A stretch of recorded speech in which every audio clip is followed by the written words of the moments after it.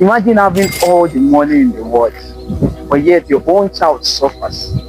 Not because you don't have the money, but just because you would not spend it. This is the story of Hetty Green, the woman who had more money than most people could imagine, but yet she lived like she had nothing. Join me in the story. There once lived a woman named Hetty Green, one of the richest women in our world at the time. She was smart, sharp with numbers, and incredibly good at business. She invested in railroads, real estate, and bonds, and turned her inheritance into a massive fortune.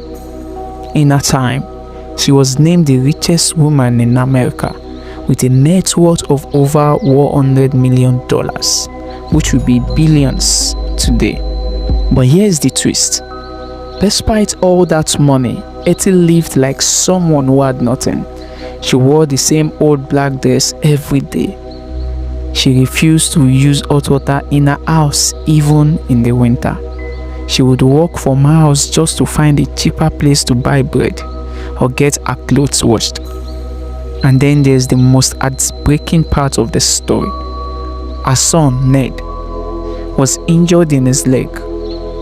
The injury was so bad that he needed to be treated properly, but instead of taking him to a proper hospital, Hetty tried to get him free treatment at a charity clinic, hiding the fact that she was rich and because she did not want to spend money.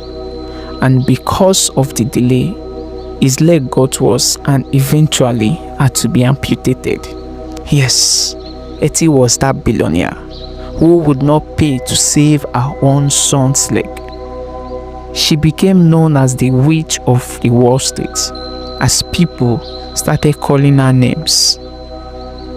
She wasn't evil, but she was trapped by a deep fear of losing what she had. She had money, more than enough, but she had no peace. She was rich, but not free. Hetty Green's life teaches us something powerful. Having everything means nothing if you are too afraid to enjoy it. Yes, you can have a full bank account and still live like you are empty inside. Hetty was rich in money but poor in spirit. And in the end, all that money did not buy her peace, neither happiness. So here's the truth. Real wealth isn't about how much you have, it's about how well you live. And a man's life is not in the abundance of things he possesses.